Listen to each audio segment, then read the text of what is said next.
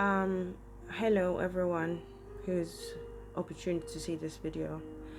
Please do not skip the words in this video. If you're a parent, you want to hear this. If you intend to become a parent, you want to hear this. If you have family members who are parents, which means you have nieces, nephews, cousins, or you are in some capacity around children, you must hear what I have to say. Um, it's about children, and we're in a very critical time. We're in a critical time, and I'm not even going to mince words. These words are important. The devil is out, and he is working desperately. He's enlarging his kingdom. And if he cannot get to you directly, he's going to go after your kids. So I need you to, I'm going to just quickly read Psalm that says, "Children are a gift from the Lord." Um, they're gifts. They're not things that you just have sex, but if it won't happen, it won't happen. God actually gave them to you. Another by part of the Bible, Proverbs 22:26 says, "Direct your children, train your children, guide your children onto the right path, so that when they grow up, they will not depart from this." Now, I'm going to be sharing things that I've come across over the weeks, strategies the devil is using to infiltrate, to get into our schools and into children's lives. And some of you would be aware, some of you wouldn't be. So for the sake of those who are not aware, and if you are aware but you think that, oh, it's no big deal, it is a big deal. Let me tell you how big a deal it is. It is so big that God was willing to send his son to die for this purpose. Imagine you sending your own child to go and die for a business you have somewhere far away from you. That means it's a big deal. So it is a big deal, okay? So over the weeks, I came across this book called let me grab it real quick, and I'm going to show you. It's called here, "My Body is Growing," and you can look it up. It's still online. I was hoping they would have taken it down, but it's still here. And I'm just going to highlight. So this is another image from inside of the book, right? Those are kids lying on top of each other. And I'm going to read a part of it just so you can understand how direct this is getting. They snuggle together for a long time. They kiss each other all over their bodies, behind the ears, on the neck, on the chest, and stomach, even on the bum and between the legs.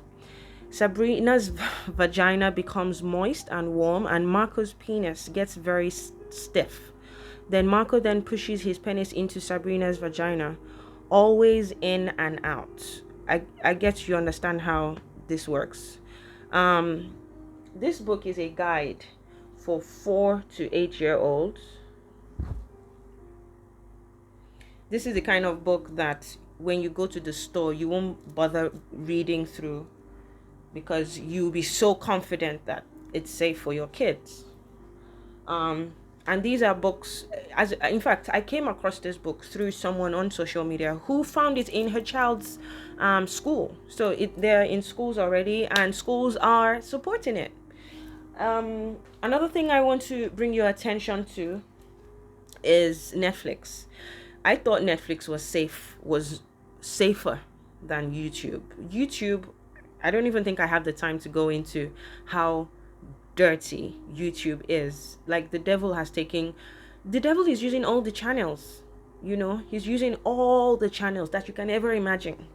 So I'm gonna go here to Netflix, and on my children's list, I hope you can see this one here that says El Dorado.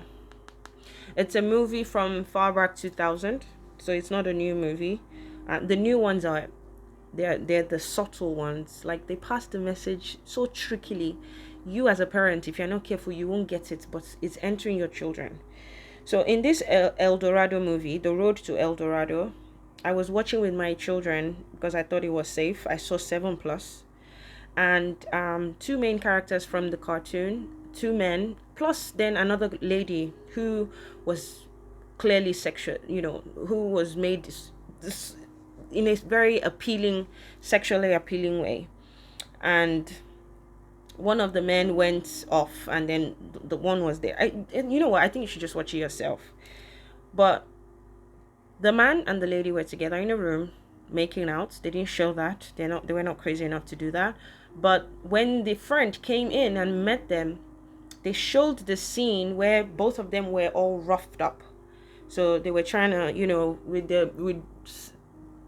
the what saliva on their bodies. So it was obvious they were making out. And even my 6-year-old said, that's weird. What are they doing?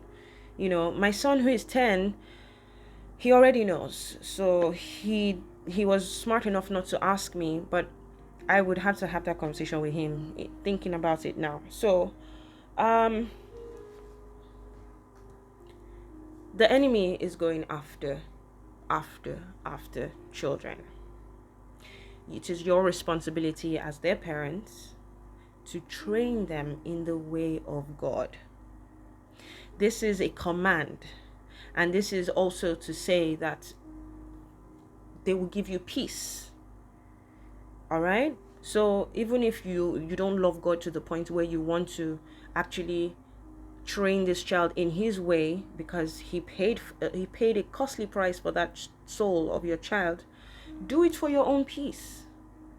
If not, you will hear one day that your child is now gay. That is not even like her anymore. You could just, things that you will never imagine your child can be part of is what you will hear, that your child is now in fact the ringleader if you are not careful. I've been working with children for many years now. I love children. I love children. I can't work with adults. That's the truth. I get triggered very easily because of how adults are so difficult to understand. But children are so plain. Children are so honest. They say it as it is, especially when they trust you, because they speak from a place of love. So that this is how innocent they are. You must protect them. Jesus came and died for this cause. Now, do not let the devil win them. Do not let the devil win them. You must do everything you can. Be intentional and trust in the Lord. Trust in the Lord, even as you play your part as a parent in charge of these children's lives. I beg you. I cannot say this enough. I cannot. But because of time, I hope that this message would reach you and you would take it more importantly than any other thing, because this is critical. This is critical. Thank you.